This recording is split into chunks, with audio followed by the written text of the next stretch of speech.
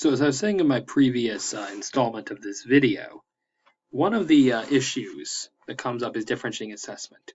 So ideally, what every teacher would like to do is kind of the standard differentiating approach that was discussed in the IRIS module and things like that. This idea that the assessment, especially summative assessments, since those tend to be integrated a lot into the grading of a course, can be done in a variety of different ways.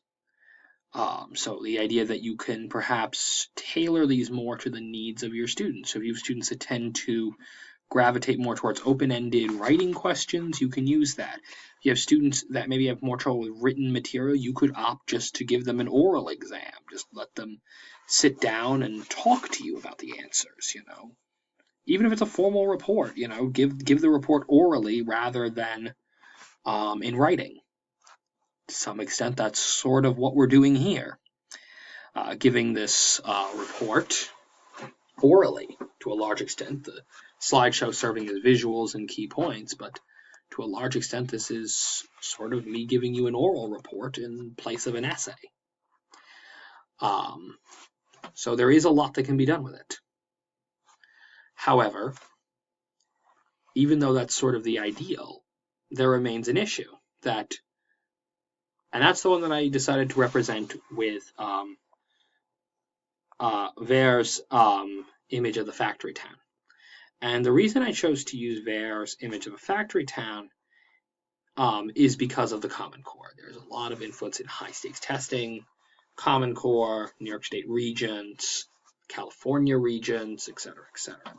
And what makes these interesting is that they insist on this very one-size-fits-all test, a standard test that all students must take to quote-unquote prove their knowledge.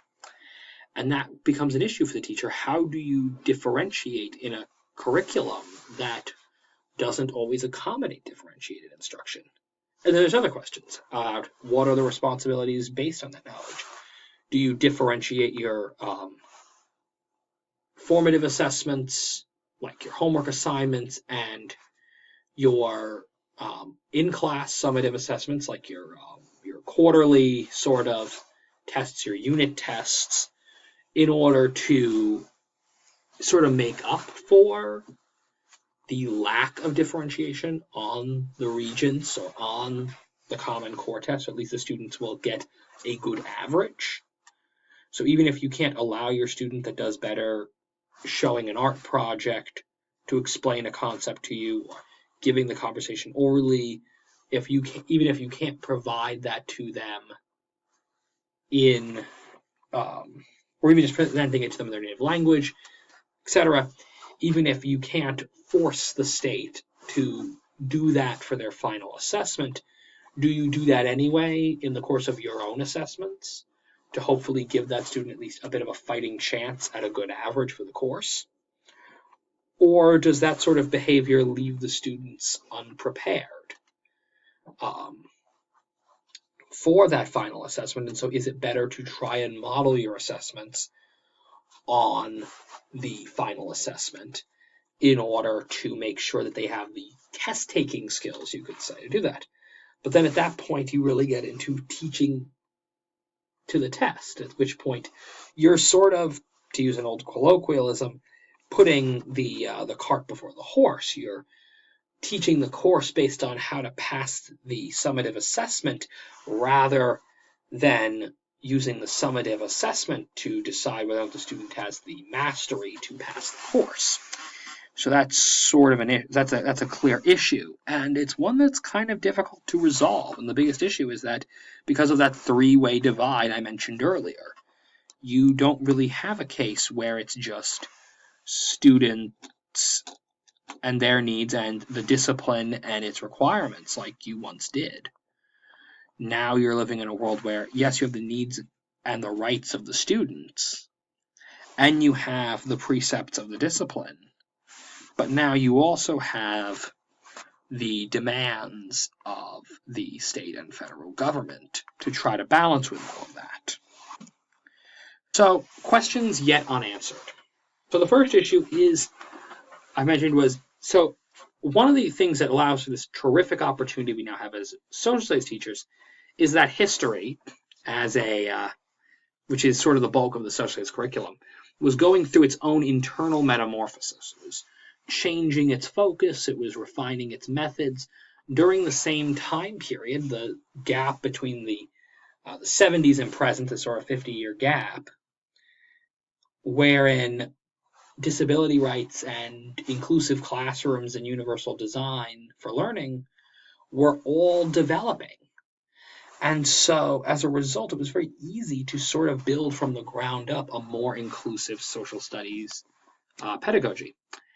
However, it's becoming clear that these are not quite the same discipline yet. History has its own concerns. For example, historians are much more concerned with primary sources than, say, the Salin text was. Primary sources, when they're in Mucher's article in the History Teacher on creating a culture of evidence, using primary sources is his first suggestion, whereas out of maybe 5 or 7, meanwhile, there is nothing about differentiating in any of that article. By complete contrast, in Salin's article, there's a lot of his suggestions are about the form of a textbook. Content gets one message, and any concept about primary sources is entirely unmentioned. So there is still a disconnect. And one of the big questions is what happens as a history teacher, as a social teacher, if that divide grows again, if these disciplines begin divergently evolving instead of convergently evolving. What exactly does that mean for us as a history teacher? Essentially, where do we go? Do we follow history and lean away from UDL? Do we follow UDL and lead away from history? Where exactly do our allegiances lie? Of course, our allegiances lie with the students, but how do we best express that? The other issue is something that was brought up in the documentary Including Samuel, and it was never really brought up again in any of the other literature, which is one of the teachers makes the rather odd remark when talking about one of her mentally challenged students, one of her students with a learning disability. She mentions she doesn't know how to, quote, distill the curriculum down for someone like her. Of course, it's a rather base quote, so I'm not exactly a fan of her language. And then still present stuff for the other students. Barring her incredibly ableist language aside, there is an interesting question. If we're trying to distill, if we're trying to get to that bottom of the learning pyramid, the bottom of the planning pyramid, the learning pyramid, the stuff that is the most important to know, if you're trying to find out, well, what is the real takeaway I need the students to get, how do you appropriately get down to that level without excluding things? And I think that's almost an issue because in one breath, at a certain level of distillation, at a very extreme distillation, that Texas textbook I mentioned earlier wasn't entirely wrong at a certain take on this. It is entirely wrong, but in a very abstract sense, you have the case of, well, yes, there were folks from Africa, and they came here, and they worked. Okay, that's a takeaway. It's a very, very distilled takeaway. There aren't a whole lot of details to remember. The problem is the details that were removed, i.e. they're being taken as captives and forced into bondage, is an incredibly important detail, and getting rid of it in the distillation process takes away from the entire meaning of the lesson. It's a very different story about African workers versus African slaves. Those are two radically different stories. And it would be wrong, and it is wrong, to present one as the other, which is precisely what the state of Texas is doing. But don't get me started on Texas. Anywho, so that's kind of an issue. And none of the documents really talked about that, either on the disability studies side, nor on the history side. None of them really talked about that. How do you get it down? How do you get a sort of fine form that can be easily digested by all students while at the same time making sure not to get rid of details or use that as a convenient excuse to get rid of details that make you as the educator or your school or your state government uncomfortable. So that's sort of a live issue. That's sort of a hot grenade, and I'm surprised that no one really bothered to try to pick that up. The other question is how to address disability in history. There are many interesting examples of disabled people in history. I know a couple of my colleagues, Malin and Tara, gave a presentation about it. Such individuals as Baldwin of Edessa, not Baldwin of Edessa, Baldwin of Jerusalem, and sorry, there's a different Baldwin earlier. Anyway, King Baldwin III of Jerusalem, and individuals like that who were disabled but were vital parts of history. Even another question is to even discuss things like the policy during the 7 Years' War, where it was well known that cannon fire was causing artillerymen to lose their hearing, yet at the time the best that could be done for government welfare was that, well, the best the British Crown was willing to do was to give the gentleman a license to beg, which is a very interesting concept and speaks a lot about how disabled people were disabled veterans, in fact, were treated by the British Crown. There's even an example of an individual, the idea of disabling someone as a form of punishment, Byzantine punishment blindings, for example. And even that question of the Doge Enrico Dandolo from Enrico Dandolo, who was either blind from basically what's a cordial blinding of him just getting hit too many times on the battlefield, or was he blind from a Byzantine punishment blinding, the application of hot iron directly to the pupils? And so that's an interesting question of him, though, still, despite his inability to see, being able to lead via the Venetian navy the invasion of Constantinople. Essentially, he is quite literally a blind individual leading a crusade that conquered the capital of what considered itself to be the Roman Empire.